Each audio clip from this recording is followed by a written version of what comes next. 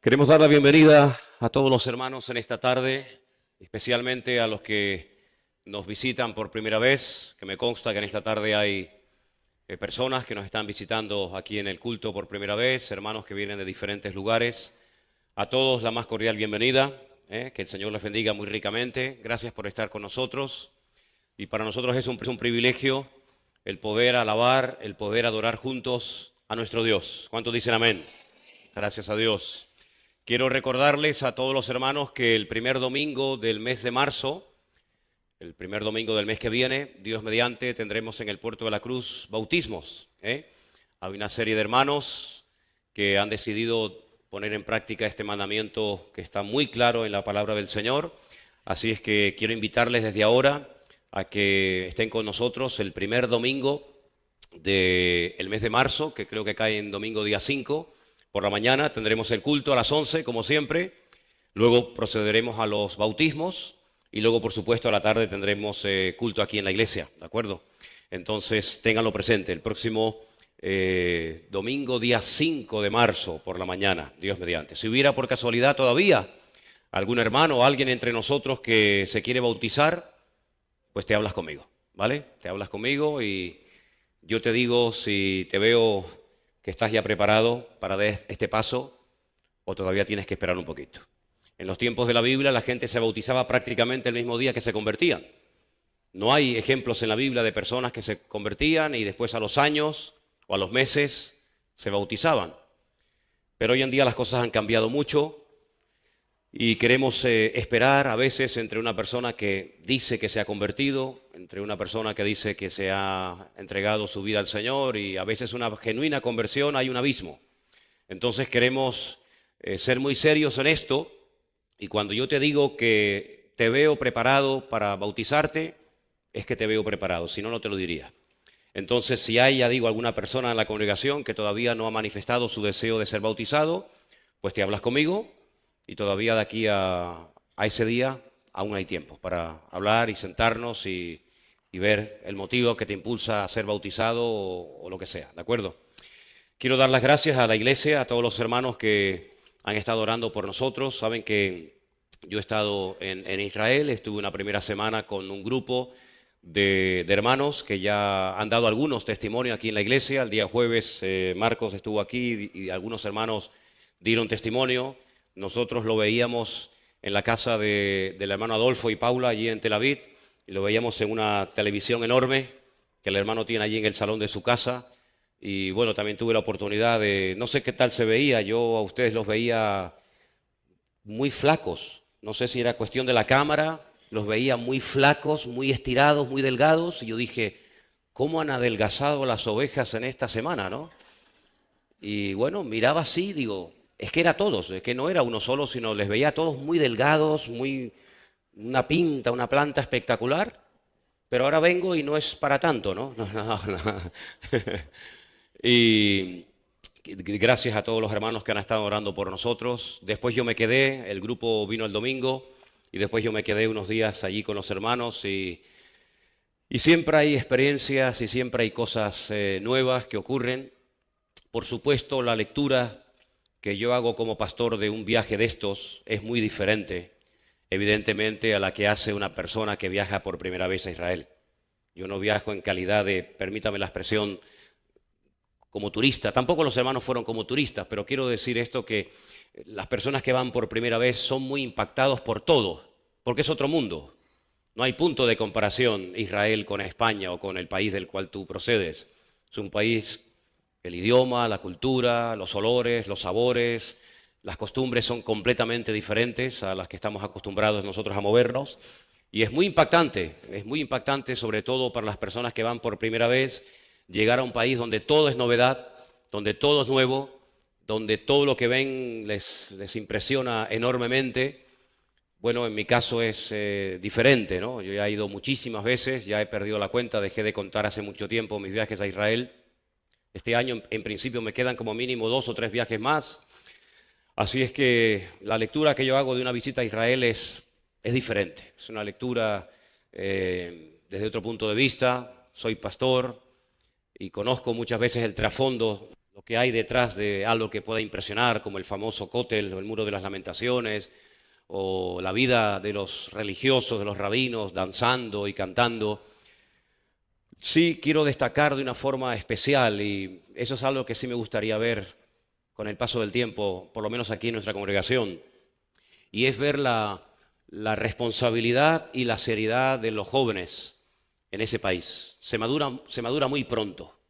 No hay lugar para tonterías. A los 18 años todos tienen que ir al servicio militar, y no es un ejército para ir de vacaciones o para conocer gente, sino es un ejército tremendamente preparado, con unas exigencias tremendas, preparados para entrar en combate en cualquier momento. Criaturas con 18, 19, 20 años tienen que estar ahí, los chicos 3 años de su vida y las mujeres 2 años. Maduran muy pronto, toman responsabilidades muy pronto. Cuando salen del servicio militar, se toman un tiempo de descanso, en algunos casos unos meses, en algunos casos un año, depende del poder adquisitivo de cada uno de ellos. Después retoman otra vez sus estudios, y mientras estudian tienen que trabajar. Es decir, que la vida de un joven en Israel no es una vida de playa y de paseo y de papá y mamá, llévame aquí, llévame allá y dame, ¿no? Sino que es una vida de mucha responsabilidad, de mucha madurez, de mucho compromiso. Y eso es lo que a mí me gustaría ver, sinceramente, en la juventud, por lo menos de la iglesia, ya que en la calle eso se ha perdido. Sí me gustaría ver en la iglesia a los jóvenes que asumen responsabilidades, jóvenes ya con 18, 19, 20 años, que todavía no saben ni lo que hacer con su vida, con el excesivo tiempo libre que tienen, no saben si trabajar, si estudiar, si quedarse, si marcharse.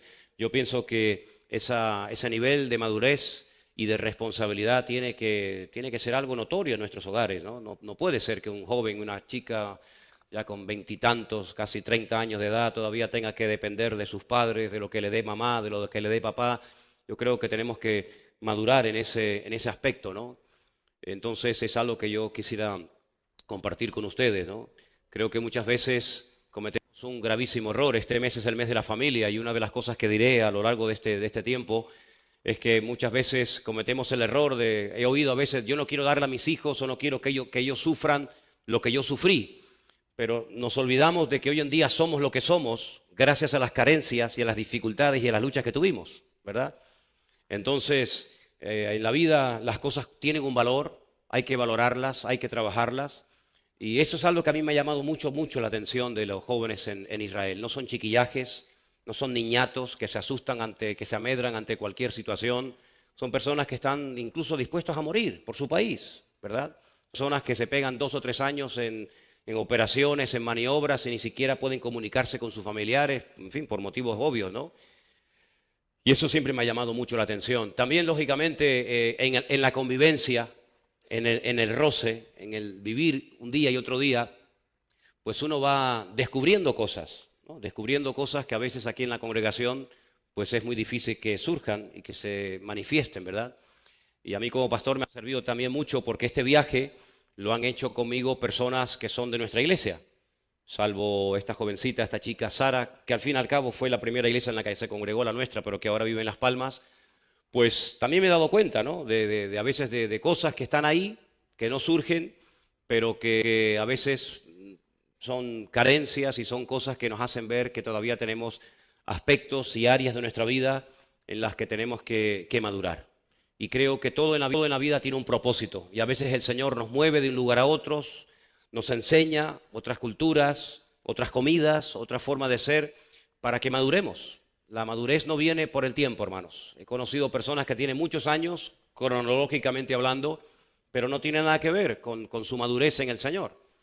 Samuel era mucho más maduro y estaba mucho más sensible a oír la voz de Dios que el mismísimo Elí, que era el sacerdote de su época. Dice que ni siquiera se tomaba el tiempo para corregir a sus hijos, que estaban causando un testimonio terrible y eran una verdadera piedra de tropiezo a todo el pueblo de Israel.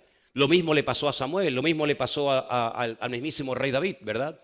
Entonces, muchas veces la madurez no tiene nada que ver con que tenga 14 años o 30 o 40 o 50, ¿no? Yo creo que es una decisión que tenemos que tomar, y creo que todos debemos de tomar esa decisión. Yo quiero ser un cristiano maduro. Yo quiero ser una persona que asume responsabilidades. Yo quiero ser una persona que aguanta, como hemos leído esta tarde, pues el ser corregido, el ser discipulado, el ser disciplinado, porque dice la palabra de Dios, y no lo digo yo, que a todo aquel que el Señor toma por hijo, a todo aquel que ama, lo disciplina. Es verdad, dice la misma Escritura, si han prestado atención, que ninguna disciplina al tiempo presente parece ser causa de gozo, sino de tristeza, pero después da fruto apacible. Entonces creo que el Señor, una de las cosas que hace muchas veces en nuestra vida para que podamos madurar y no sigamos toda la vida cumpliendo un año más y un año más, pero no creciendo y madurando en el Señor, es disciplinarnos, es ponernos a veces bajo circunstancias que se escapan de nuestro control, para que el que tenga el control sea Él y no nosotros. A veces aquí, entre la casa, la iglesia, los estudios, nuestra vida cotidiana, parece como que tenemos todo muy bien organizado, muy bien controlado, pero si algo he aprendido a lo largo de mi vida, y cada vez lo veo más claro, es que el único que tiene que tener el control de nuestra vida es el Señor. Incluso a veces los cristianos queremos tener todo controlado, el trabajo, la casa, los estudios, el viaje, las vacaciones. Hermanos, nuestra agenda, quien la tiene que llenar, si es que la quiere llenar, es el Señor. Y por eso estos viajes sirven también para darnos cuenta del nivel que tiene cada uno de madurez, ¿verdad? La madurez no es venir simplemente a los cultos y asistir y gloria a Dios, aleluya, y todo el mundo muy contento, sino que la madurez a veces implica pues eso, ¿no? El aceptar ciertas y determinadas normas, reglas, cambios, etcétera, y ahí es donde verdaderamente sale el verdadero yo. En tu casa muchas veces, pues bueno, no te puede moldear el Señor porque a veces el ambiente no es el idóneo, pero yo creo que si algo quiere hacer el Señor en la vida de todos y cada uno de nosotros, es moldearnos, es perfeccionarnos, es podarnos, es quitar de nuestra vida las malcriadeces, quitar de nuestra vida las carencias, que muchas veces han sido un impedimento para que seamos verdaderos cristianos como Dios manda. Y nos hemos convertido, nos hemos, adaptado a dame, dame, dame, dame y dame. Y sin embargo, la iglesia no es un lugar donde el Señor tiene que cumplir todos nuestros caprichos y peticiones, sino que la iglesia y nuestra relación con el Señor tiene que ser, Señor, ¿en qué te puedo servir? ¿En qué te puedo dar? Esa es la verdadera madurez. Y eso con el paso del tiempo tiene que comenzar a ser algo real en nuestra vida. ¿Cuántos dicen amén? Así que por supuesto la lectura que yo hago de un viaje a Israel es muy diferente. Y finalmente, antes de dar paso a que los niños se vayan a sus clases y todo eso, decirles que yo cada vez que voy a Israel vengo más seguro de mi conversión. No tengo ninguna envidia de lo que hacen o de lo que dicen o de lo que practican allí, créanme, sinceramente. Sí, son muy disciplinados, eso hay que decirlo. Los religiosos son muy disciplinados en su estudio, en su oración, en sus rezos, pero yo sé en quién he creído. Y el que no tiene al Hijo, no tiene al Padre. Y los rabinos han hecho un trabajo excelente, excelente. Han vacunado a todo el país en contra de Jesucristo. Lo han hecho muy bien, lo han hecho excelentemente bien. Os voy a poner un pequeño ejemplo. Un hermano nuestro en la fe le regaló a un compañero de trabajo un Nuevo Testamento. El chico lo aceptó, para él era novedad el poder tener acceso a un Nuevo Testamento en hebreo, pero le consultó a su rabino, le preguntó qué opinaba el rabino de que leyera el Nuevo Testamento, y el rabino le prohibió rotundamente que eso es traer maldición a la casa, que lo devolviera inmediatamente, y el chico le dijo, lo siento mucho, no puedo leer el Nuevo Testamento porque mi rabino me lo ha prohibido. ¿Qué te parece? Entonces, los rabinos han hecho un trabajo excelente, han vacunado, repito, a todo el país en contra de Jesucristo. Incluso prohíben la lectura de ciertos y determinados libros. Uno, el Nuevo Testamento, pero aunque te parezca sorprendente, hasta ciertos capítulos del Antiguo Testamento, como por ejemplo el capítulo 53 de Isaías. Y fíjate, hermanos, el trasfondo espiritual que tiene todo esto, al negar, al impedir que la gente acepte y se le caiga el velo de sus ojos, que se cumple una profecía de una forma increíble. Y quiero dedicar un minuto solamente a leerles unos versículos que, si quieren venir conmigo, se encuentran en Isaías capítulo 29, para que veáis cómo esta palabra no es de la que quiero hablar esta noche, pero solamente a modo de ilustración. En el capítulo 29 del profeta Isaías hay una palabra tremenda que está en pleno vigor y usted la puede comprobar allí. Porque déjeme decirle que cuando usted lee en la Biblia escribas, fariseos, saduceos, todavía están allí, todavía viven allí. Todavía puedes verlos en las calles, cómo se levantan temprano a la mañana los Shabbat y se llevan un shofar pequeñito y se ponen en los semáforos y tocan. Y cuando la gente les mira, pues es cuando elevan sus oraciones, porque les gusta ser vistos.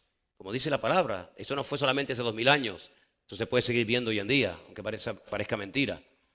Y dice aquí en Isaías 29:9, deteneos y maravillaos, ofuscaos y cegaos, embriagaos y no de vino, tambalead y no de sidra. Escuchen, porque el Señor derramó sobre vosotros espíritu de sueño, cerró los ojos de vuestros profetas y puso velos sobre las cabezas de vuestros videntes. Y os será toda visión como palabras de libro sellado, el cual si diere al que sabe leer y le dijeren, lee esto ahora, él dirá, no puedo porque está sellado. Y si se diere el libro al que no sabe leer, diciéndole, lee esta hora, él dirá, no sé leer. Dice pues el Señor, porque este pueblo se acerca a mí con su boca y con sus labios me honra. Esto es evidente, pero su corazón está lejos de mí. Y su temor de mí no es más que un mandamiento de hombres que les ha sido enseñado. ¿Qué te parece, amigo? ¿Qué te parece? Por tanto, he aquí que nuevamente excitaré yo la admiración de este pueblo con un prodigio grande y espantoso, porque perecerá la sabiduría de sus sabios y se desvanecerá la inteligencia de sus entendidos. Así que cuando una persona se niega a abrir su corazón al Señor, cuando una persona incluso hasta maldice y escupe cuando se menciona el nombre del Señor, cuando una persona ni entra ni deja entrar a los que quieren entrar, ni quiere leer ni deja leer a los que quieren leer el Nuevo Testamento, pues amigos, pierde toda posibilidad de conversión, pierde toda posibilidad de que el Espíritu Santo le quite el velo y pueda convertirse y pueda tener un encuentro con el Señor. Y esto está pasando hoy en día en Israel. A veces cuando la gente viaja a Israel piensa que allí todo el mundo es convertido, que van todo el mundo cantando por las calles. Nada que ver, nada que ver. Incluso a veces los rabinos van a las iglesias y apedrean y escupen a los creyentes. ¿Qué les parece? Y hacen todo lo habido y por haber para impedir que el evangelio crezca y avance, pero todo se les vuelve en su contra, porque el Señor está haciendo una obra maravillosa, aunque el hombre no quiere que se haga, y es que mucha gente se está interesando por el evangelio y mucha gente está asistiendo a veces a escondidas a ciertas y determinadas congregaciones y están experimentando el amor y la presencia de Cristo en sus vidas. Hay un barrio en Jerusalén que se llama el barrio de Mea Sharim, el barrio de las 100 puertas. Es un barrio ultra ortodoxo donde viven todos los ultra ortodoxos de la religión judía, y paseando por esa calle, un joven nos paró. Al oír que hablábamos en español, nos paró y nos comenzó a preguntar cosas de dónde éramos, etc. Nos preguntó si éramos cristianos, pero qué tipo de cristianos éramos. Y bueno, para no alargar el testimonio, fuimos a su coche. Me dijo, ven a mi coche. Y dentro de su coche, con las ventanillas cerradas, en pleno barrio ultra ortodoxo judío, me pone la música de Marcos Witt, de Marcos Barrientos, de Jesús Adrián Romero, y le digo, pero ¿cómo conoces tú todo esto? Y mis mejores amigos cuando yo me voy a España son pastores evangélicos, y yo he ido a cultos, y me encanta. Bueno, después me puso también música de La Pantoja y todo esto, ¿no? Pero por si la conocía, digo, sí, algo conocemos. Pero realmente un enamorado del Señor, y el Señor está haciendo una obra que a veces nuestros ojos no ven. Quiero decirles que en la Biblia una vez un gran varón de Dios se sintió solo, como probablemente tú, hermano y hermana, te has sentido en más de una ocasión solo, diciéndole incluso al Señor, quítame la vida, ya no aguanto más, me siento solo. Sin embargo, la divina respuesta le dijo, hay 7,000 personas que no han doblado su rodilla ante Baal. Eso quiere decir que ese sentimiento de soledad a veces el Señor permite que lo experimentes, pero en medio de esa soledad la voz del Señor siempre te dice, yo estoy contigo, aunque tu padre y tu madre te abandonen, yo nunca te abandonaré. Así que oremos por ese pueblo. Somos nosotros los que tenemos que comunicarle algo a ellos. Somos nosotros los que tenemos que provocarle a ellos a celos. A mí no me provocan a ningún celo, al contrario, me da una pena tremenda de ver a personas que se pegan 8, 10, 12 horas diarias orando y leyendo la Biblia, pero que cuando le mencionan la palabra a Jesucristo, Yeshua HaMashiach, no quieren saber absolutamente nada ¿verdad? Porque piensan que fue un loco. Sin embargo, después la historia del pueblo de Israel está plagada de falsos mesías, en los cuales depositaron su fe y su confianza y los elevaron creyendo que eran el verdadero Mesías, y fue la peor desilusión que se han llevado y los desastres fueron terribles.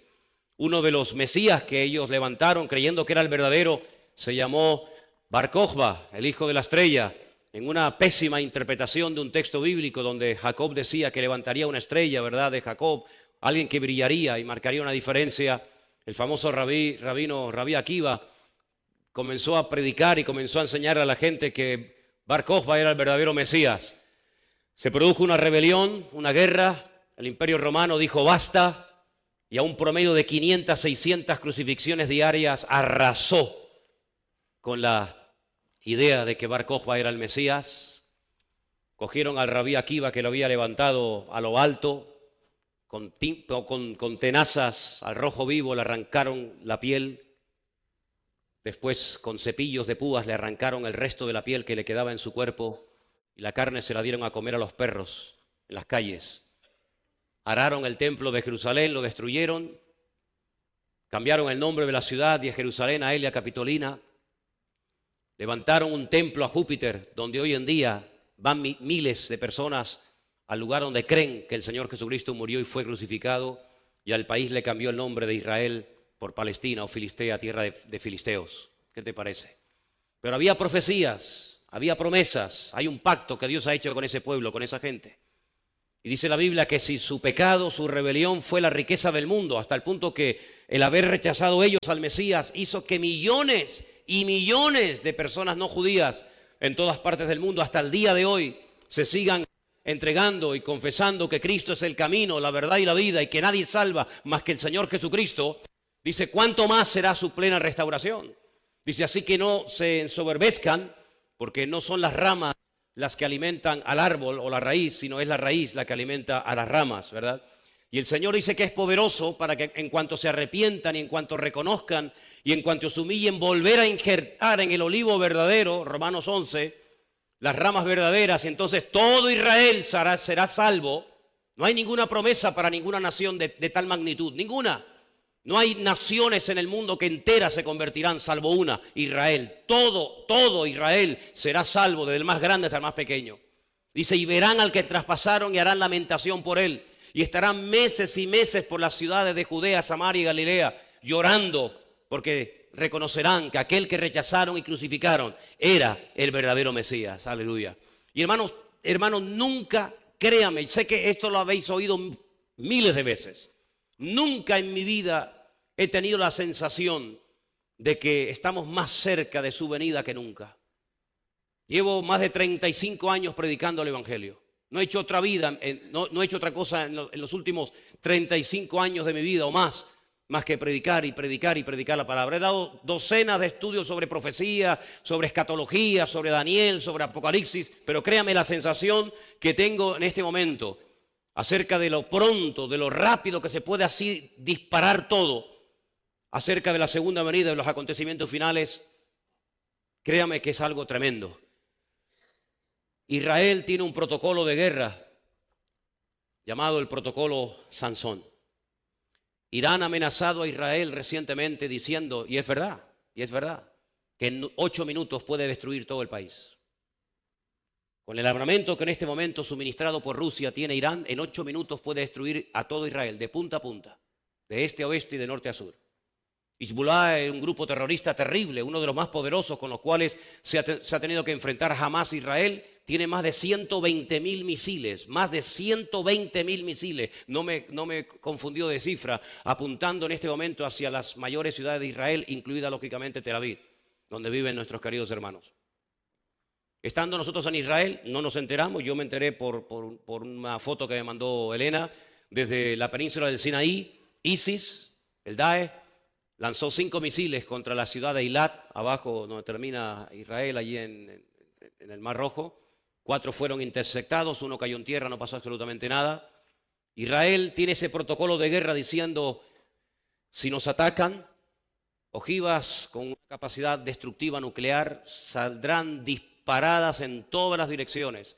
y nosotros moriremos y seremos destruidos, pero ni uno de ustedes quedará vivo para festejar y celebrar la victoria. Todos morirán. Así que si intentan destruirnos, quiero que sepan que Siria, Líbano, Irak, Irán, Arabia Saudita, Egipto, etcétera, etcétera, serán borradas de la faz de la tierra para siempre. ¿Qué te parece, amigo?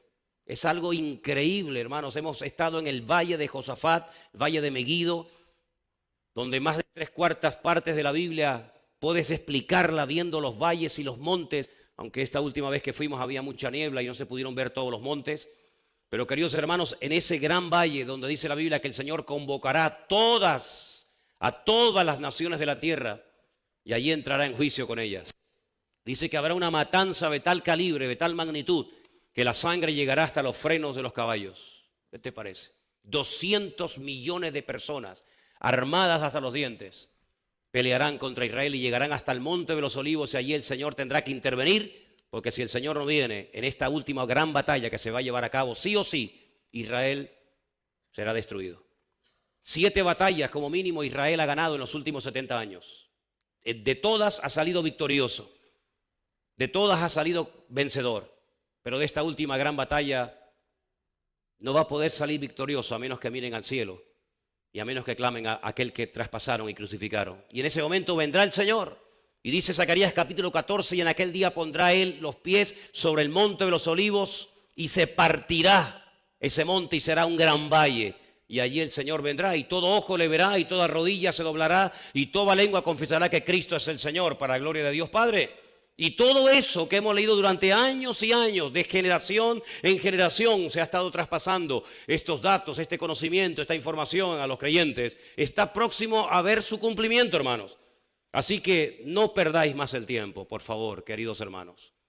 Lo que tenga que hacer, hágalo pronto. Decídase ya de una vez. No esté, permítame la expresión del tingo al tango. Aquí, allá, me quedo, me voy, oro, no. Hermano, decídase ya de una vez.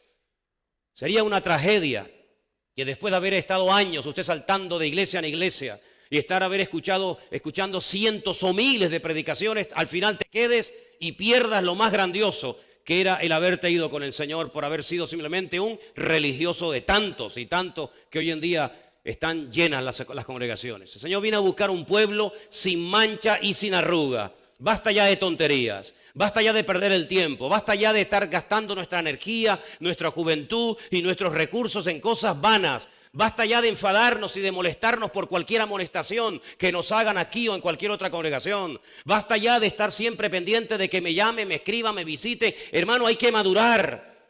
Dice el Señor en su palabra, después de tanto tiempo debiendo ser ya maestros, todavía tenéis necesidad de alimento, no de sólido, sino de leche, porque sois niños. ¿Cuántos niños hay aquí? ¿Solamente los chiquitines? Yo espero que todos y cada uno de nosotros tengamos bien puestas las pilas y tengamos bien claro en quién hemos creído. Viva una vida en orden, en santidad, sin la cual nadie verá al Señor, dice la Biblia. Las iglesias están pasando un periodo terrible, terrible. Lo que hoy en día se ve en las iglesias y en los púlpitos es de vergüenza. Créame que jamás en mi vida como pastor he sentido tanta vergüenza de ver a personas que utilizan el ministerio y los púlpitos y los cargos que tienen para engañar, para manipular y para pegarse la gran vida y robar y manipular a la gente en nombre de Dios. Es increíble lo que está pasando, amados hermanos. Y es tiempo de que nosotros nos levantemos en pie de guerra y digamos, basta, basta, se acabó. Vamos otra vez a la fuente, hermano. Vamos a la palabra de Dios. Ella es la base y el fundamento de nuestra vida. Y la única manera en estos últimos tiempos, en esta recta final, de no caer, es poniendo nuestros ojos y nuestra confianza solamente en el Señor Jesucristo.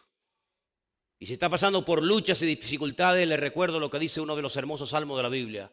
Desde la angustia invoqué al Eterno y Él me respondió. ¿Cuántos dicen amén? Así que esta no es la predicación, esta no es la palabra que iba a compartir. Esto es simplemente un breve testimonio. Oramos un momentito y ya los niños pueden pasar a las clases, ¿les parece? Señor, te damos gracias en esta tarde por tu presencia. Hemos venido para aprovechar el tiempo en este lugar. Hemos venido para que tú nos hables y que podamos decir, así dice el Señor. Señor, anula la voz del hombre y que solamente sea la voz de Dios, la palabra de Dios la que hable, la que ministre, la que toque, la que corte toda atadura, mentira o engaño de la carne. Y podamos salir en esta tarde, Señor, decidiendo hoy a vivir y a servir a mi Señor con todo mi corazón y con todas mis fuerzas. Bendice esta palabra que hoy vamos a compartir, Señor. Y también ahí a los niños que van a estar en sus clases, bendíceles también y ministrales a ellos conforme a su necesidad. Lo pedimos en esta tarde en el bendito nombre de Jesús. Amén y amén. Pueden pasar los niños, por favor, a sus clases. Nosotros nos quedamos aquí. Y hermanos, les anunciaba que vamos a tener durante este mes, yo todavía no he podido compartir ninguna palabra referente al tema de la familia, porque he estado estos domingos fuera. Seguramente tendremos que meternos también en el mes de marzo y hablar acerca del tema de la familia. Porque el Señor en su palabra nos da muchas instrucciones para que nuestras familias sean familias bendecidas. Y no sean familias llenas de problemas, de divisiones, de divorcios, de separaciones, de peleas, de cosas que no traen honra y gloria al Señor. Lo más hermoso que tendrás en esta vida, después de tu salvación, debería ser tu familia. Pero lamentablemente, como pastor, tengo que decirles que muchas veces nos hemos encontrado a gente en nuestro ministerio que proceden de familias que, si eso se llama familia, y muchas veces las carencias que se experimentaron en la familia después se manifiestan en las congregaciones. Una de las cosas que yo observo es que cuando hay una ausencia de la figura paterna en una casa, se nota muchísimo. Incluso hay personas que tienen muchos problemas a la hora de relacionarse con Dios y tratarlo como padre, porque la figura de padre que tuvieron fue prácticamente inexistente, nula o simplemente no la tuvieron. Y cuando hablo de padres ausentes, no me refiero al hecho de que se fue con otra mujer y abandonó a la mujer y a los hijos. No, no solamente a eso, aunque puede ser. Cuando hablo de padres ausentes, no me refiero única y exclusivamente a un papá que les abandonó o que murió, sino a veces me refiero también a padres ausentes, pero que viven en ese techo, en esa casa, que comen en la misma mesa, pero es como si no estuviera. Y no hay nada peor que un padre que no cumple su función como padre delante de su familia y por supuesto delante de Dios. Es un señor que entra y sale, pero que no es cabeza, no tiene nada espiritual que aportar a sus hijos y a su familia. Es una persona vacía, que su vida gira en torno a su trabajo, y es una persona que lo único que le interesa en la vida es tener y tener y tener, pero no tiene como prioridad hacer de su familia un punto de luz y un lugar donde verdaderamente el Señor habite y donde verdaderamente el Señor sea la autoridad y la cabeza en ese hogar. Cuando llamamos a Dios Padre nuestro que estás en los cielos, si tu figura paterna fue mala, probablemente la imagen que tienes de Dios como Padre también sea una imagen distorsionada o no de acorde a lo que dice la Escritura. Por eso es muy importante que los padres, hoy voy a hablar fundamentalmente de la figura del padre, en otra ocasión hablaré de la madre y de los hijos, pero por eso es muy importante que ustedes como hombres, como padres, se responsabilicen y entiendan lo que Dios espera de vuestra vida. No solamente de cara al trabajo, de cara a lo laboral o material, sino de cara a vuestra vida familiar. Un padre ausente es un padre que no puede transmitir un buen ejemplo a sus hijos. Y los principios y los valores no se aprenden en la iglesia. La iglesia refuerza. Ahora los niños se han ido a sus clases, llamamos de escuela dominical. Pero la iglesia no tiene la responsabilidad de educar a sus hijos. La responsabilidad de educar y de llevar por los caminos del Señor a sus hijos, quien la tiene es usted. No son nuestros hijos, son sus hijos. No es nuestra responsabilidad. Nosotros colaboramos con los padres para que esos niños en la iglesia tengan, digamos, como una especie de refuerzo. Pero a veces nos encontramos con niños que no saben orar y tienen que aprender en la escuela dominical a orar cuando quien debería haberles enseñado a orar a sus hijos es su padre y su madre en casa. Y a veces nos encontramos con niños que comentan casos como que en la casa a la hora de la comida no se ora, no hay textos bíblicos, no hay palabra de Dios en la casa, no hay fotografías o póster de la palabra de Dios en casa. Y esos principios que muchas veces exigimos a nuestros hijos como disciplina, puntualidad, respeto, espiritualidad, etcétera, donde tienen verdaderamente que aprenderlos y recibirlos es en el hogar. Si nuestros hijos no reciben en casa unos principios morales y espirituales, olvídense en estos tiempos más que nunca que los van a aprender en la calle y mucho menos en el colegio. Ya este año va a salir los juguetes unisex. Ya se están vendiendo muñecas que ya son hombre y mujer según lo que el niño o la niña quiera hacer. Ya en muchos colegios ya no hace falta poner baño de niño o baño de niños, sino que ya son baños donde va el que quiera.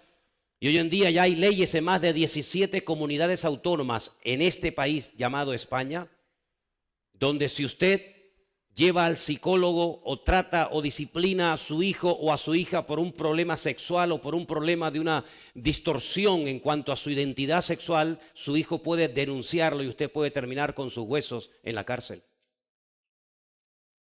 ¿Qué le parece? Muchos de los que enseñan en los colegios son homosexuales o lesbianas. Y estas aberraciones, estos pecados terribles, que se ve como normal y natural en nuestra sociedad, es lo que nuestros hijos cada día ven, escuchan, oyen y ven en televisión, en el colegio, en las calles y en todas partes. ¿Dónde van a aprender nuestros hijos que no hay matrimonios entre hombres o entre mujeres, sino que el matrimonio es entre un hombre y una mujer, entre papá y mamá? ¿Dónde van a aprender a orar? ¿Dónde van a aprender a respetar? ¿Dónde van a aprender a amar a Dios? ¿Dónde? ¿En la iglesia una vez a la semana? ¿Media hora? No podemos delegar esa responsabilidad en personas que tienen a tu hijo o a tu hija media hora a la semana y durante toda la semana, ¿qué? Por eso la ausencia de enseñanza, la ausencia de la falta de enseñanza en cuanto a principios, en cuanto a disciplina en el hogar, se paga muy, pero que muy caro. Muchos de los grandes delincuentes, una de las cosas que dicen es que en su casa no tuvieron nunca disciplina, sino que se les daba todo cuanto pedían, incluso cuando el niño venía con algo que le había quitado a un compañero o algo que había robado en una tienda, en un supermercado, el papá y la mamá como que le aplaudían la gracia al nene, en vez de obligarle a devolver lo que había robado y pedir perdón. ¿Qué te parece? Y ese niño que empezó robando un caramelo y después un juguete y después un libro y después una zapatilla, al final puede ser que terminara robando después un banco. Porque el pecado va en aumento.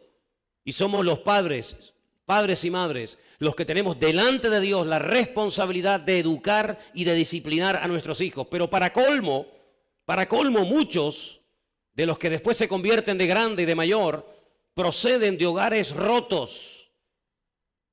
Proceden de hogares donde la droga, el alcohol, la pornografía y tantas perversiones eran lo más normal del mundo. Y en cuanto a la disciplina, ni les cuento.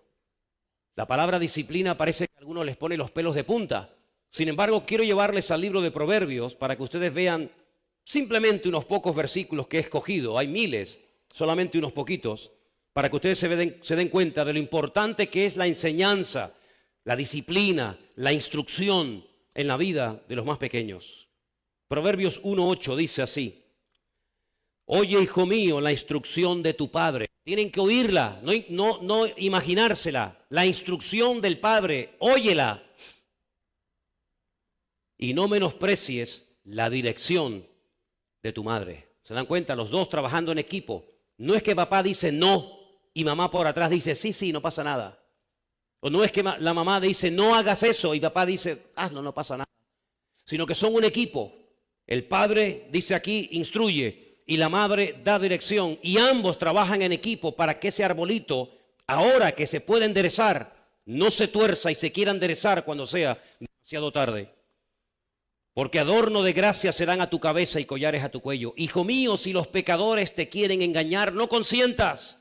Si dijeren, ven con nosotros, pongamos acechanza para derramar sangre, acechemos sin motivo al inocente, ¿verdad? ¿En qué principio se va a basar ese niño?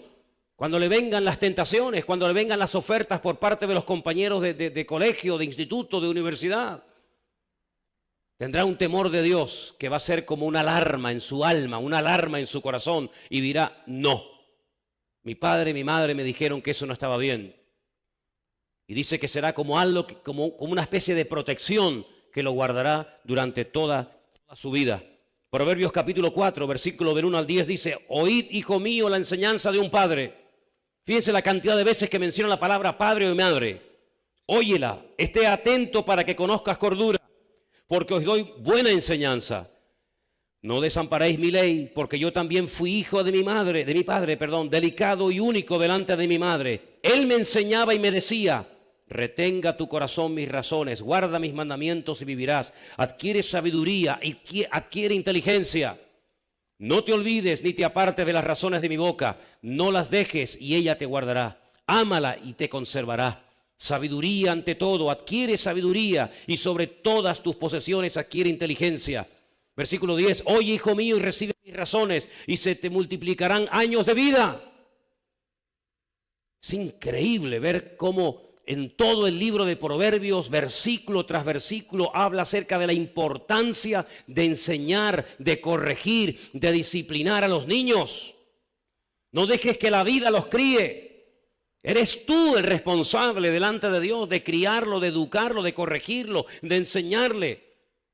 Y dice la Biblia, como después veremos, que todo eso va a traer un fruto. ¿Saben que el primer milagro del Señor Jesucristo fue convertir el agua en vino en las bodas en Caná de Galilea, verdad? Cuando su madre María se le acerca y le dice, hijo, no tienen vino, ¿qué le dice el Señor? Mujer, aún no ha llegado mi hora. Aún no ha llegado mi tiempo. Ya había nombrado a algunos discípulos, pero aún no había comenzado su ministerio. No se había ni siquiera bautizado. No había oído la voz del Padre audiblemente diciendo, este es mi Hijo amado, en el cual tengo toda complacencia. Óiganlo a Él. No había ido al desierto a ayunar 40 días y había vuelto diciendo, arrepentíos de vuestros pecados. No había empezado su ministerio, pero ya su madre le está diciendo, hijo, no tienen vino. Entonces, ¿por qué convirtió el agua en vino si aún no había comenzado su ministerio? Porque hay un mandamiento que dice, honrarás a tu padre y a tu madre. Por eso. Y por honrar al padre y a la madre, dijo, no es mi momento, pero si mi madre ha visto una necesidad, vamos a suplirla, porque yo sé cómo suplirla. Ella no sabe, por eso me lo ha dicho a mí que lo haga. Y yo la voy a suplir. ¿Te das cuenta? Un hombre de 30 años. No era un chiquilín de 14, 15, 18, 20 años. Era un hombre hecho y derecho de 30 años. 30 años. Todavía no he empezado el ministerio, madre. Todavía no he empezado. No ha llegado mi hora. Pero hay que actuar en consecuencia. Y actúo en consecuencia. ¿Qué te parece? Así que esos principios, no esperes que solamente los oigan y los aprendan en la escuela dominical, sino tú como padre y como madre tienes que dedicarle tiempo para responder a sus dudas que las tienen, sus preguntas que las tienen, y ayudarle en sus tentaciones que las tienen, y en tantos y tantos ataques que reciben diariamente, aunque tú no te enteres ni del nodo. ¿Te das cuenta? Seguimos en Proverbios, capítulo 6, verso 20. Dice la palabra de Dios, guarda, hijo mío, el mandamiento de tu padre. Pero si no se lo enseñas, ¿cómo lo va a guardar? Pero tienes que guardarlo porque ya lo sabes. No dejes la enseñanza de tu madre. Átalo siempre en tu corazón. Enlázalos a tu cuello. Te guiarán cuando andes, cuando duermas te guardarán. Hablarán contigo cuando te despiertes. Porque el mandamiento es lámpara y la enseñanza es luz y camino de vida. Las represiones que te instruyen. Para que te guarden de la mala mujer, de la blandura de la lengua de la mujer extraña. No codicies su hermosura en tu corazón, ni ella te prenda con sus ojos. Fíjate lo que se le enseñaba a estos niños de pequeño.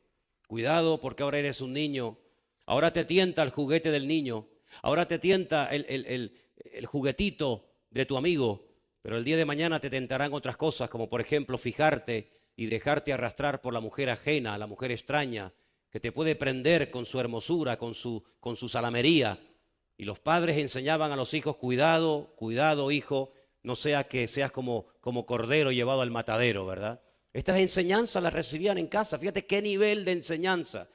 Cuidando y protegiendo a sus hijos para tentaciones futuras, para que lo sensual o lo sexual o cualquier otra perversión pudiera en un momento determinado echarles el lazo a sus hijos y echarlos a perder. Fíjate lo que se enseñaba en los hogares.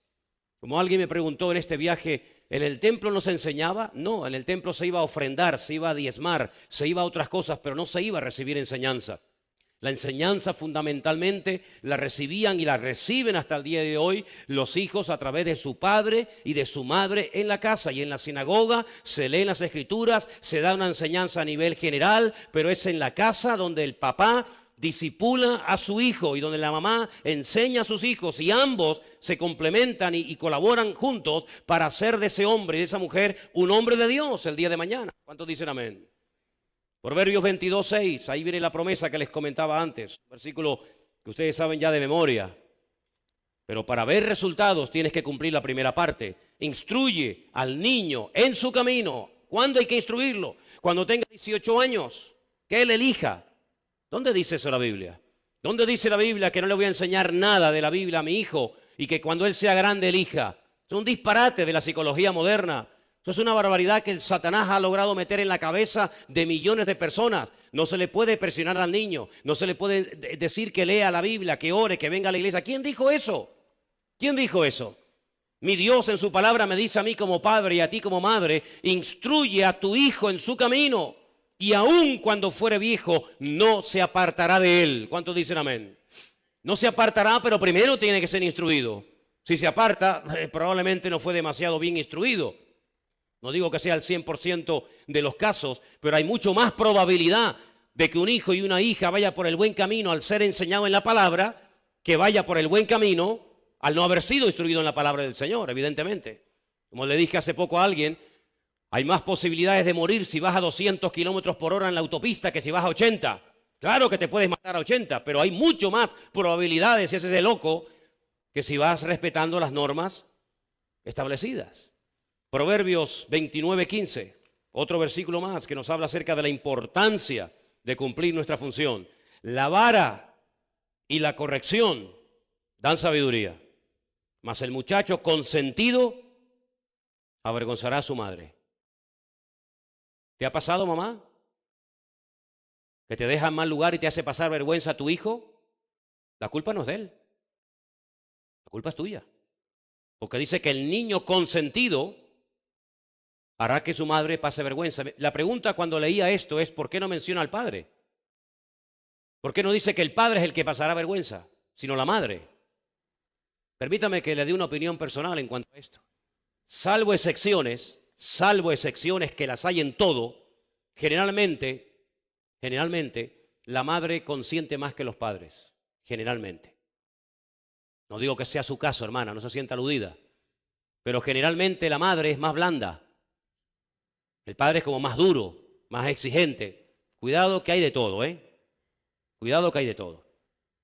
Pero generalmente la madre es, pobrecito mi niño, no le hagas caso a tu padre que hoy vino nervioso del trabajo.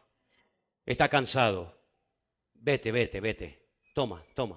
Pero no le digas nada a tu padre. Eso te va a pasar factura. Si tu hijo es un salvaje porque tú no te atreves a decirle quédate quieto o te quedas quieto, cuando vayas de visita a una casa y comience a romper los sillones de la señora que va a visitar y a tirar todo y a comportarse como un salvaje, te va a hacer pasar vergüenza a ti, que lo has consentido. ¿Quién tiene la culpa? ¿El pastor? ¿El gobierno? ¿Rajoy? ¿El Coletas? Tú la tienes.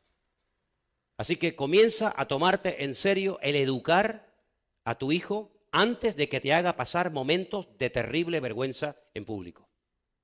Estás a tiempo, todavía es pequeño, todavía el árbol se puede enderezar, pero cuanto antes mejor, porque hay momentos que ya el árbol es mejor dejarlo como está, porque como lo quieras enderezar, te lo cargas y lo partes. Instruye al niño, no dice al adolescente, claro, también, se sobreentiende, pero empecemos la instrucción, empecemos los principios morales y espirituales desde la más tierna infancia. Y ya verás cómo cada vez le va a costar menos aceptar ciertas y determinadas reglas y límites en su vida. La lectura que se leía esta tarde, si quieren volvamos a ella, en Hebreos capítulo 12, nos habla acerca de la disciplina. La palabra discípulo viene de disciplina. Un discípulo es una persona que está bajo la disciplina de un maestro. A veces como que la palabra disciplina nos pone en guardia porque tiene como una especie de connotación mala o negativa. No, nada que ver, nada que ver. No. Un futbolista está bajo la disciplina de ese club. Y el club que le paga pone las condiciones. Y si no rinde, lo traspasan el año que viene. Chao, adiós, muy buenas. Una persona que va a un colegio está bajo la disciplina, bajo la tutela de esos educadores o enseñantes. Nosotros, ¿bajo quién estamos? ¿Quién es el que nos disciplina? ¿Quién es el que nos disipula? ¿Quién es el que nos cubre? ¿Quién es el que le pone, como yo digo, el cascabel al gato? A veces tu padre no se atrevió a decirte lo que tenía que haberte dicho. Y a veces tu madre tampoco se atrevió. Y a veces algunos creyentes, algunas ovejas han tenido la desgracia de caer en ministerios que no tenían ninguna autoridad moral ni espiritual para corregirte a ti, porque a lo mejor ellos estaban igual o peor que tú. Porque yo digo que para hablar y corregir a una persona, el primero que tiene que predicarse el mensaje es el que lo está dando, evidentemente. La Biblia dice que nadie puede ser pastor, nadie ni siquiera puede ser diácono en una congregación si no sabe tener a sus hijos en obediencia mientras estén bajo su techo, mientras estén bajo su cobertura. Dice que el que no sabe gobernar su casa, ¿cómo pretende gobernar la casa de Dios? ¿Cuántos pastores hoy en día están predicando después de haberse casado, separado, divorciado 2 y 3 veces? ¿Qué autoridad tiene ese personaje de decirle a una congregación, de hablar de moral, de hablar de unidad familiar, de hablar de matrimonio, de orden y de obediencia, cuando usted, que dice que es el pastor de la iglesia, ya lleva 2 o 3 matrimonios y sus hijos son un auténtico desastre? ¿Qué credibilidad tiene esa persona? ¿Las palabras? ¿El título que tiene? Ninguna, bíblicamente ninguna. Ahora no nos extraña que cuando Samuel estaba a punto de morir, un gran hombre de Dios, dicho sea de paso, con todo mi respeto lo digo, los ancianos de Israel llegaran y le dijeran: Samuel, por favor, no nos pongas a ninguno de tus hijos como responsables espirituales del país cuando tú mueras, porque la conducta de tus hijos es terrible. Es tremendo, porque él cuando era niño fue criado por el sacerdote Elí, que también tuvo el mismo problema. Sus hijos eran los sacerdotes de la época, pero eran un desastre. Y luego él, parece mentira, reproduce en su vida familiar aquel gran defecto y pecado que vio cuando era niño en la casa del sacerdote Elí. Y por eso se pasó de ese tiempo de jueces a un tiempo de monarquía, que también fue otro fracaso. Pero os dais cuenta, queridos hermanos, si en su pasado, en su hogar, en su familia, usted ha tenido malos ejemplos, un modelo pésimo de padre o de madre o de familia, pídele al Señor que por favor no vuelvas tú a reproducir lo mismo que viste y en lo que fuiste enseñado y preparado de pequeño, sino procura decir: no quiero en mi casa que el alcohol, que la pornografía, que las palabrotas, que el robo, que la mentira, el engaño, el genio, el mal humor, etcétera, etcétera, se conviertan en algo normal en mi vida, sino que nuestra vida y nuestro hogar sea un punto de referencia y un punto de luz. Si usted fracasa en su casa, usted ha fracasado en todo. Usted puede ser un gran predicador, un gran cantante, un gran guitarrista, un gran pianista y lo que usted quiera, pero si su vida no acredita y avala su ministerio, lo mejor que pueda hacer para el bien suyo propio, el de los suyos, el de los demás, es bajarse de ese púlpito y esperar un tiempo hasta que usted pueda ser un botón de muestra de lo que usted le pide a los demás que sean. ¿Cuántos dicen amén? ¿No tuviste papá? Procura que el Señor llene ese vacío, porque personas que no tuvieron padre o que prácticamente no hacía absolutamente nada, eso afecta más de lo que tú te puedas imaginar. Por eso el Señor nos da el gran privilegio de llamarle a Él Padre nuestro, Padre bueno, que estás en los cielos. No permitas que las carencias, las heridas de tu infancia, de tu adolescencia o de tu juventud marquen tu destino de una forma negativa que no pueda ser una bendición para otras personas. ¿Cuántos dicen amén? Hermanos, dicen que hay 3 factores que determinan nuestra conducta. 3 factores que son fundamentales para llegar a ser lo que somos hoy. Una es la genética. Parece mentira el peso genético, ¿eh? Ay, amigo, déjenme que les ponga un pequeño ejemplo. El Señor, el Dios Todopoderoso, el Dios de Abraham, de Isaac y de Jacob, cuando nació Ismael, su primer hijo, con Agar, la egipcia, le dijo, será un hombre fiero, todos contra él y él contra todos. El Señor ya le reveló a su padre, le reveló a sus descendientes cómo sería su temperamento, cómo sería su carácter. Por eso es muy importante que tú renuncies a cualquier aspecto, vamos a decir, hereditario, que sea la identidad, que sea lo más conocido en esa familia. Por ejemplo, hay familias que en el barrio son conocidos como los ladrones. La familia. Cuando pases por enfrente de su casa, ponte la mano en el bolsillo porque esos como te vean la cartera te despluman, amigo. Es como un estigma, es como un sello que tiene esa familia. O la familia que todos en esa casa, todos son drogadictos. El padre, la madre, los sobrinos, los nietos, los sobrinos. Unos entran, unos salen de la casa, todos están enganchados. Desde el abuelo, desde el bisabuelo son así. Familias que están marcadas por la depresión.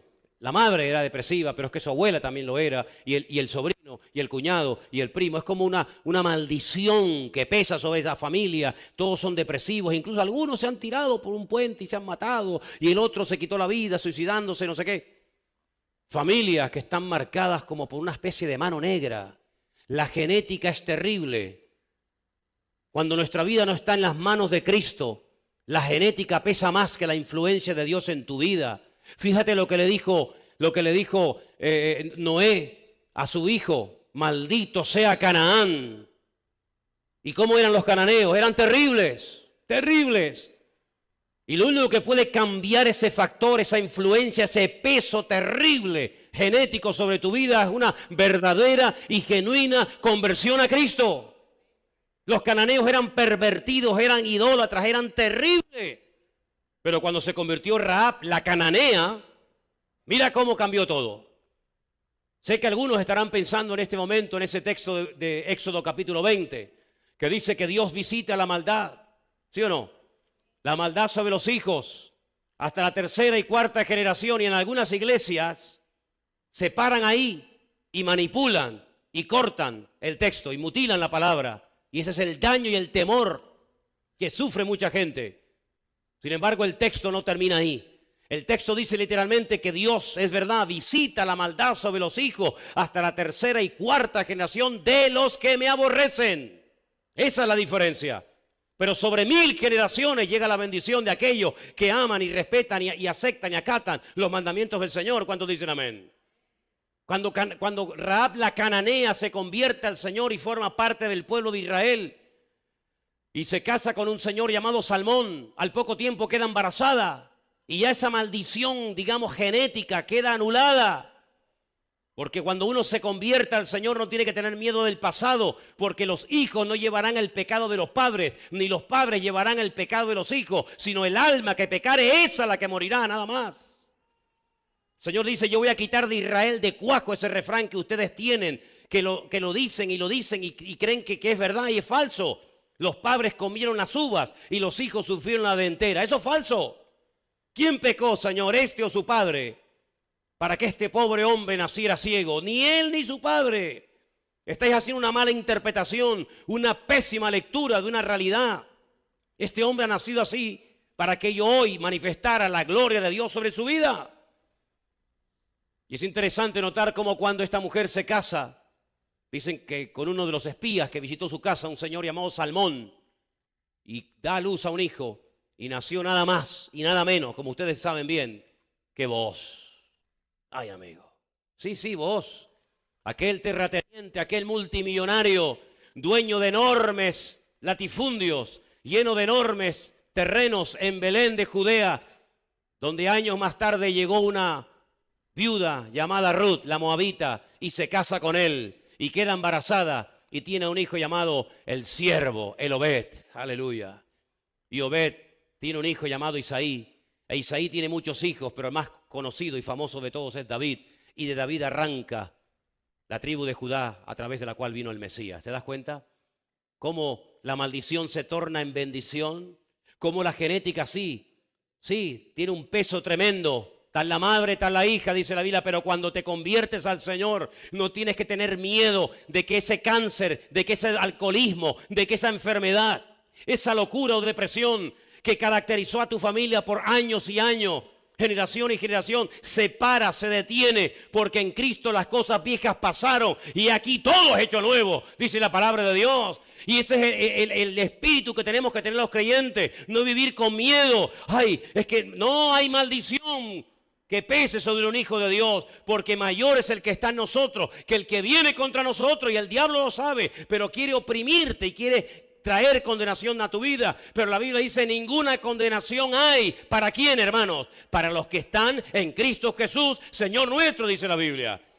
Y cuando eso lo declaramos y lo confesamos, lo interiorizamos y lo vivimos, en paz me acostaré y asimismo dormiré.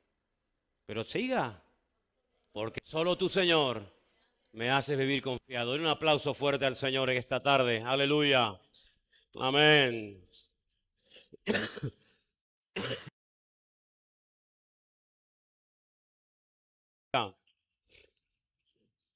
La genética tiene un peso tremendo, pero también el ambiente familiar en el que te has criado.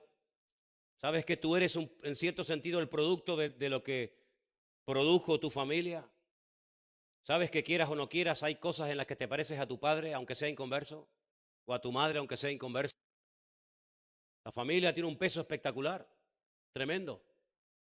Por eso en la Biblia había reglas de no mezclar ciertas y determinadas cosas. Por ejemplo, plantar en un campo diferentes semillas, ¿no?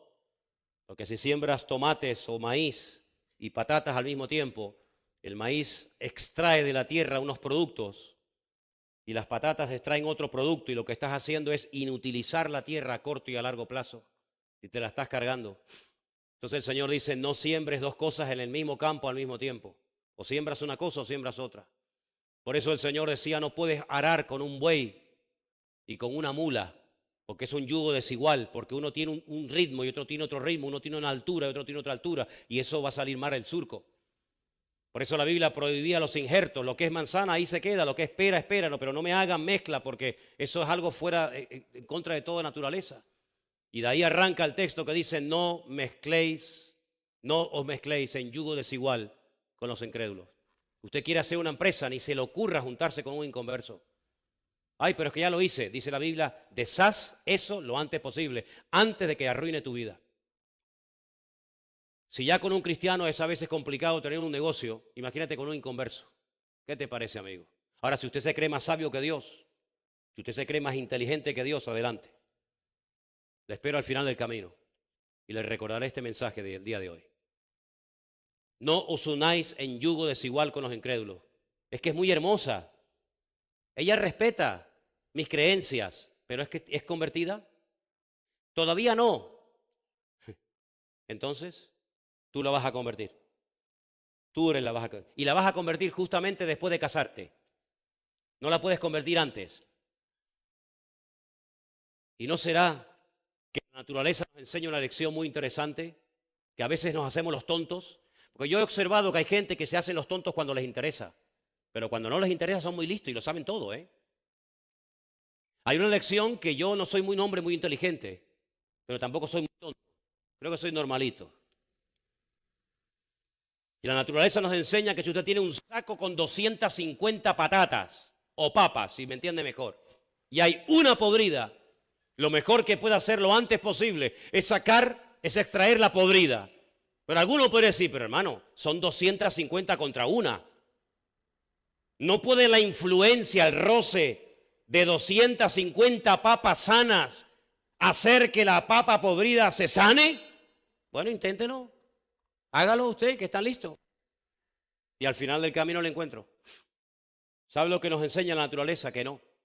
Que lo podrido, aunque sea uno, siempre tira de lo sano. Si tú te juntas con gente podrida, espiritualmente hablando, te van a terminar contaminando a ti. Dice la Biblia que se conviertan ellos a ti, no tú a ellos.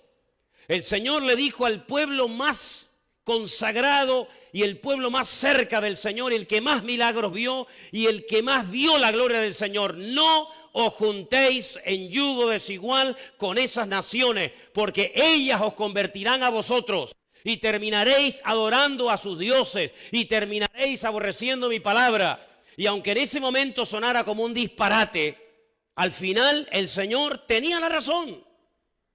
Tenía la razón. Y usted me dirá, pero es que yo conocí un caso de un chico que se enamoró de un inconverso, viceversa, y al final se convirtió. Sí, gloria a Dios, claro que sí. Pero la excepción no confirma la regla, querido.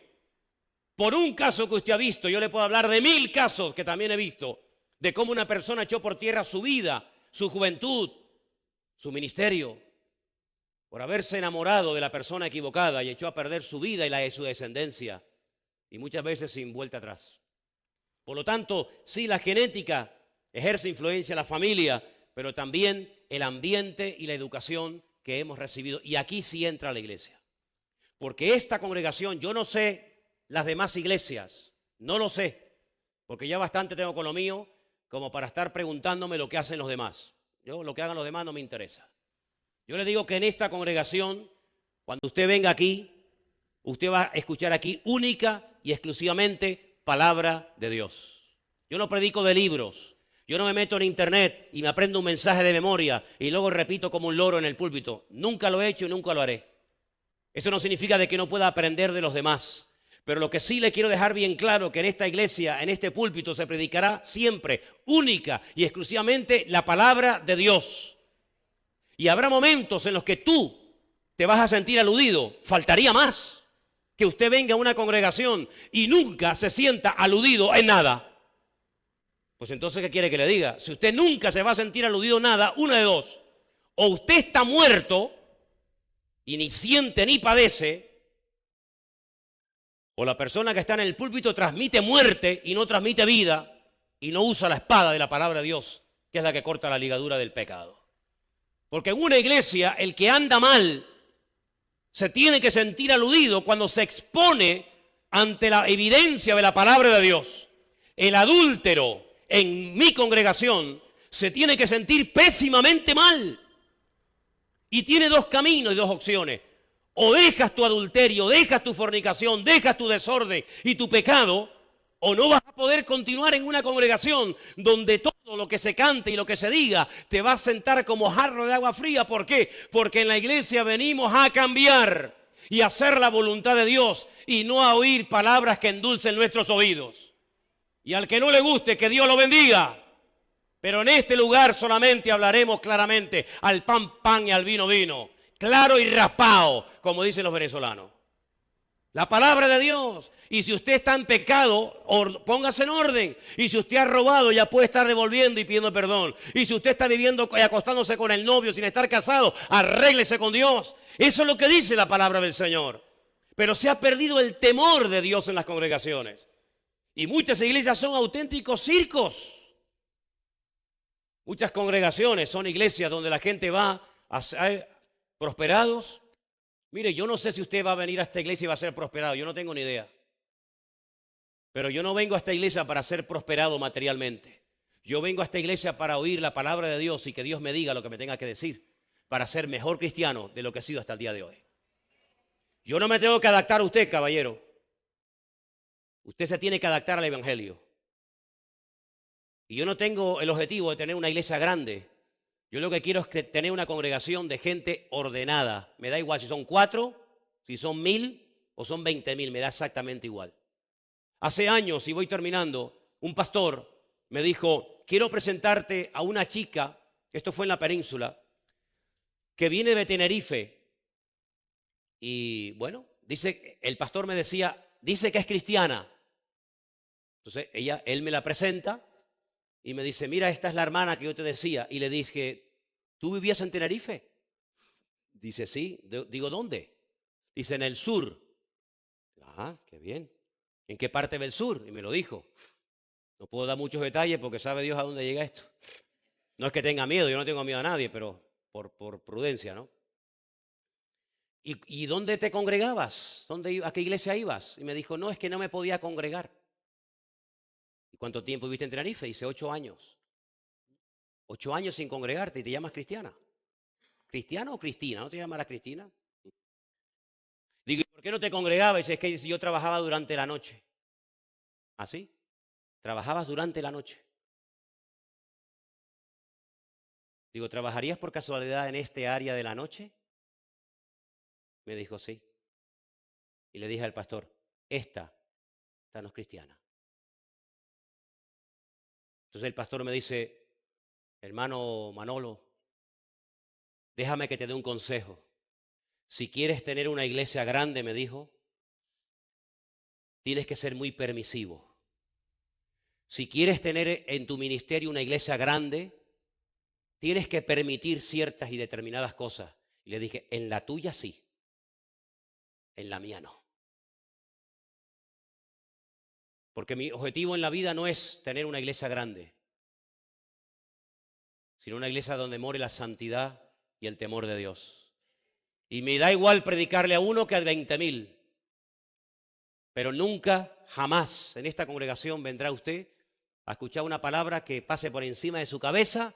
Qué bonito, qué simpático este hombre, qué chistes cuenta, oye, qué bien lo hemos pasado, qué ambiente más sano, qué bueno, oye, puedo traer al que yo quiera y sé que este hombre no va a ofender a nadie. No, a mí usted me va a amar con toda su alma o no me va a poder ver ni en pintura.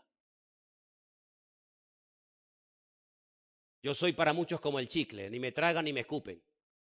Pero me da exactamente igual. Yo estoy aquí para predicarle a usted la palabra del Señor. Y quiero decirle que nuestra familia es el botón de muestra a este mundo enfermo de orden, de disciplina, de honestidad, de respeto, de temor de Dios. Así que comencemos a trabajar fuertemente en la vida de nuestros hijos. Reúnase con sus pequeñitos. Si aún los tiene, claro, yo ya reunirme con mis hijas ya va a ser complicado. Pero reúnase usted con los pequeñitos. No, vamos a leer la Biblia, vamos a orar, vamos a repetir un versículo de memoria. Si tiene papá y mamá el privilegio de llevar todavía, yo he hecho mucho de menos eso. Pero si usted todavía tiene el privilegio de poder llevar a sus hijos a la escuela por la mañana, vaya por el camino, como dice la Biblia, al acostarte y a levantarte en el camino, cuando entres y cuando salgas, vaya hablándoles la palabra del Señor. Dile, repite conmigo, el Señor es mi pastor, nada me faltará. Y vaya leyendo la Biblia, vaya orando por Él, vaya bendiciéndolo en el camino. Y cuando sea grande y usted ya no esté en su vida, ese niño, esa niña tendrá una base y un fundamento. Y recordará toda su vida que tal vez su padre no fue un hombre muy inteligente, no le dio una gran carrera, pero le dio lo más valioso en esta vida, que es la bendita palabra de nuestro Dios. ¿Cuántos dicen amén? Cierra tus ojos, por favor. Vamos a orar a Dios. Vamos a pedir en esta tarde que como padres y madres cumplamos con nuestra función. Que como padres y como madres instruyamos a nuestros hijos en los caminos del Señor y podamos con su ayuda y con su bendición ser instrumentos a través de los cuales mis hijos puedan llegar a conocer a mi Dios y a su bendita palabra. Hermanos, ser padre y madre no es fácil, y más en estos tiempos, ¿sabe? No es fácil.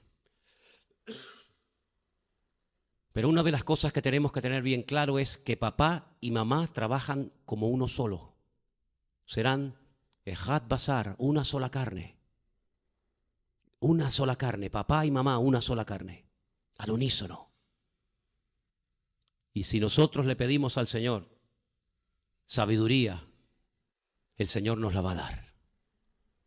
Pidámosle en esta tarde al Señor, mientras sus hijos están allí en la escuela dominical, Señor, dame como padre, como madre, danos sabiduría, Señor.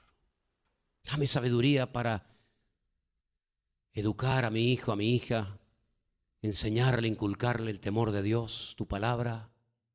Que yo pueda, Señor, en todo momento y en todo lugar, yo pueda verdaderamente ser una persona que le está enseñando principios espirituales a mis hijos, a través de los cuales ellos puedan crecer y madurar y sobre todo conocerte a ti, Señor. Y que nunca, jamás en tu vida cometas el error de olvidarte que tu mayor prioridad no es mañana ir a trabajar y cumplir aquella palabra que diste, sino tu prioridad número uno en la vida es atender espiritualmente a tu familia. Y si tú no lo haces, nadie lo hará. La escuela dominical será un complemento, será un refuerzo, pero sobre todas las cosas, es en la casa donde se enseña la palabra. Aleluya, te alabamos, Señor. Cierra tus ojos y vamos a estar orando en esta tarde para que el Señor verdaderamente grabe esta palabra en nuestras vidas. Si estás al lado de tu esposa, de tu marido, por favor, ora un momentito con él, con ella, por favor. Juntos oramos al Señor.